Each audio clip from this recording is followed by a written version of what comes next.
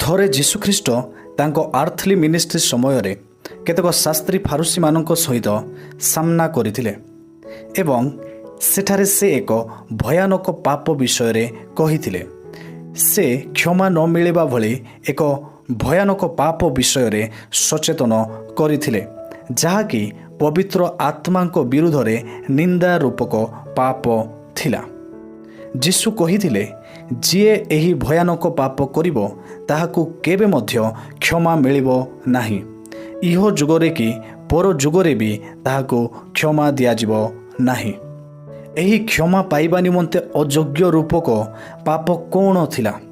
ଆଜି ଅନେକଙ୍କ ମନରେ ଏହି ସନ୍ଦେହ, ଏହି ଦ୍ୱନ୍ଦ୍ୱତା ରହିଅଛି ଏବଂ ଆମ୍ଭେମାନେ ଏହି ବିଷୟକୁ ଜାଣିବା ନିତାନ୍ତ ଜରୁରୀ ଅଟେ। ଆଜି ଅନେକ ଅଛନ୍ତି ଏହାକୁ ଯେକୌଣସି ପାପ କଲେ ମଧ୍ୟ ପବିତ୍ର ଆତ୍ମାଙ୍କ ବିରୁଦ୍ଧରେ ପାପ ବୋଲି ଭାବି ନେଇଥାନ୍ତି। କିନ୍ତୁ ଆସନ୍ତୁ ଆଜି ଆମ୍ଭେମାନେ ଧର୍ମଶାସ୍ତ୍ରରୁ ଦେଖିବା ଏହା କି ପ୍ରକାର ପାପ ଥିଲା। ଏହି ବାକ୍ୟାଂଶଟି ଆମ୍ଭେମାନେ ନୂତନ ନିୟମରେ 3ଟି ସୁସମାଚାରରେ ଦେଖିବାକୁ ପାଇଥାଉ।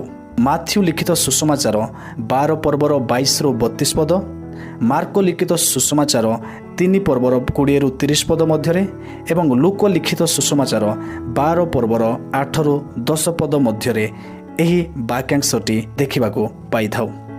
ପ୍ରଥମତଃ ଜାଣିବାକୁ ପଡ଼ିବ ଏହି ବାକ୍ୟାଂଶର ସନ୍ଦର୍ଭ କଣ୍ଟେକ୍ସଟ କ'ଣ ଥିଲା। ଯଦି ଆମ୍ଭେମାନେ ମାଥ୍ୟୁ 12 ପର୍ବରେ ଦେଖିବା, ସେ ସମୟରେ ଯୀଶୁଖ୍ରୀଷ୍ଟ ଜଣେ ଭୂତଗ୍ରସ୍ତ ଅନ୍ଧ ଓ ଘୁଙ୍ଗା ଲୋକକୁ ସୁସ୍ଥ କଲେ। ତାପରେ ସେ ଘୁଙ୍ଗା ଲୋକଟି କଥା କହିପାରିଲା ଓ ଦେଖିପାରିଲା। ଏହି ଚମତ୍କାରକୁ ଦେଖି ସେଠାକାର ଲୋକମାନେ ଆଚମ୍ବିତ ହୋଇ କହିବାକୁ ଲାଗିଲେ, ଏ କ'ଣ ସେହି ମସିହା କି ଯାହାଙ୍କ ଦ୍ୱାରା ଏ ପ୍ରକାର ଭୂତଗ୍ରସ୍ତ ବ୍ୟକ୍ତି ସୁସ୍ଥ ହୋଇପାରିଲା? କାରଣ ଖ୍ରୀଷ୍ଟଙ୍କ ବିନା ଏ ପ୍ରକାର ଚମତ୍କାର ତ ଅସମ୍ଭବ ଅଟେ। ଏ ପ୍ରକାର କଥାବାର୍ତ୍ତା ଚାଲିଥିବା ସମୟରେ ସେହି ପରିସ୍ଥିତିରେ ସେଠାରେ ଥିବା ଶାସ୍ତ୍ରୀ ଫାରୁସୀମାନେ କହିଲେ, ଏ ଲୋକଟା ଅର୍ଥାତ୍ ଯୀଶୁ ଭୂତପତି ବାଲ ଜିବୁଲର ବିନା ସାହାଯ୍ୟରେ ଭୂତ ଛଡ଼ାଏ ନାହିଁ।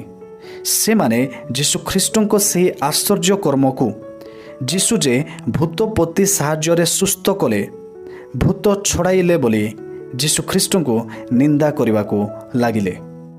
ସେହି ସମୟରେ ଯୀଶୁ ସେମାନଙ୍କ ପ୍ରତି ଉତ୍ତର କରି କହିଲେ, ଶୟତାନ କେବେ ନିଜ ବିରୁଦ୍ଧରେ ଉଠି ନଥାଏ ଏବଂ ଶୟତାନ କେବେ ଅନ୍ୟ ଶୟତାନକୁ ଛଡ଼ାଇ ନଥାଏ।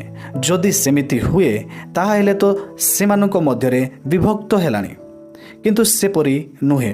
ଯୀଶୁ କହିଲେ, ଏପରି ଭୂତଗ୍ରସ୍ତ, ଏ ପ୍ରକାର ଶୈତାନର କାର୍ଯ୍ୟ, ଏ ପ୍ରକାର ଶୈତାନକୁ ତୋଡ଼ି ଦେବାର ଶକ୍ତି କେବଳ ଈଶ୍ୱରଙ୍କର ଓ କେବଳ ତାହାଙ୍କର ଅଟେ।